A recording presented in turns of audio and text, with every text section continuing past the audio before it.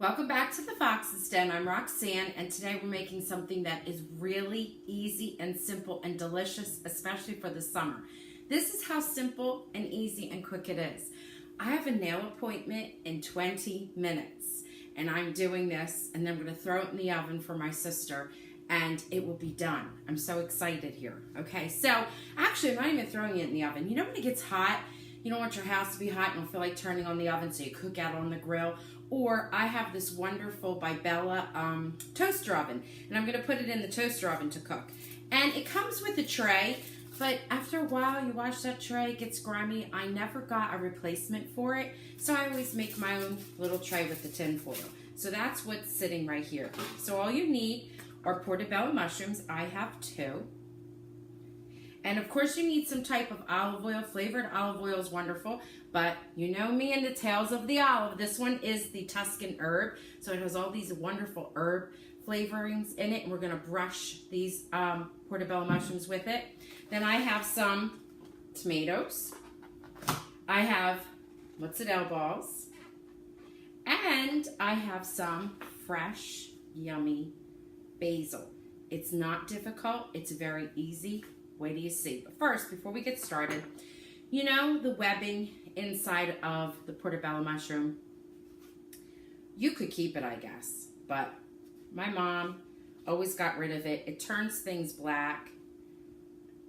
You just take this and you go around and it comes off gently. Okay, and the same with this. And then what I'm going to do is I'm going to take a paper towel and I'm going to wipe these down. Oh, I bruised it a little. See, that was simple. Okay, I'll be right back. So the webbing is gone, and I am just gently, with a towel, wet towel, washing and cleaning off the mushroom. Why? Because you have to clean everything. I know these are organic, but still, you need to clean them. All right, brushing it off, and here's one. Oh, little bit extra piece that came off. Putting it right there. And this is the second. Next, I'm going to brush the inside and the outside of the portobello mushroom with the olive oil. Just a little brushing. This is really important if you're going to be grilling them. Helps it to not stick. And mushrooms are like a sponge. They soak up flavor, so you want to pick an olive oil that's good, that's something you like and flavorful. You know, I talk about being a South Jersey girl. I don't like hothouse tomatoes. I don't like tomatoes that are from another state. They tend to be mealy. So I stick with, and I'm talking about beef steak, the bigger type tomato. So I'm sticking with usually Campari, and these, in this case, are grape tomatoes. Now, some people won't like it because of the skins. So you could use peeled tomatoes that are from a can, I guess, if you wanted. We're using the fresh. And I will tell you that these are, I wouldn't put these in a salad. I save them for cooking because not that they're old and bad, but the texture is extra soft and a little on the mushy side, which makes them great for cooking. I think that was 3 grape tomatoes so far. They kind of are on the larger side. This is my 4th. You do it as you like. If you like less tomato, put less tomato. But I really filled in the well of the tomato. And I'm going to do the same for this one.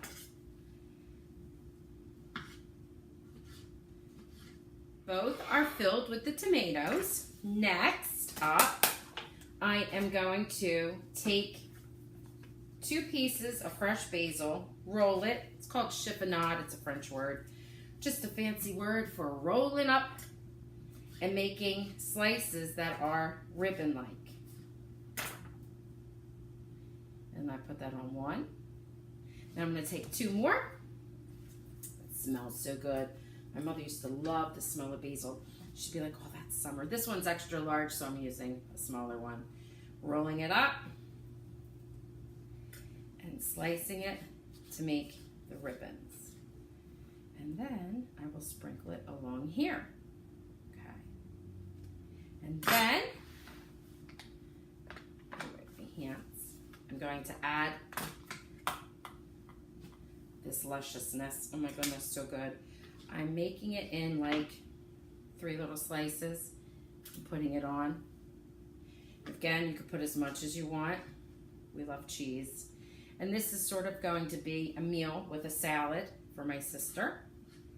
So there's the protein. We are hypoglycemic. We need to have our protein. If you hear the dinging, someone's blowing up my phone. Okay, so that is covered in the cheese. I'm going to make the next one. And then I'm going to sprinkle it with some Parmigiano Reggiano. I'm not adding any salt because of the Parmigiano Reggiano, and she likes to watch her salt content, but she can add to it just as you can. All right. So I have that set up. I'm going to sprinkle it with some of the Parmigiano Reggiano. I will show you what that looks like, and then we will pop it in the oven or the toaster oven. Okay, I'm sprinkling on the cheese. It actually is a pecorino.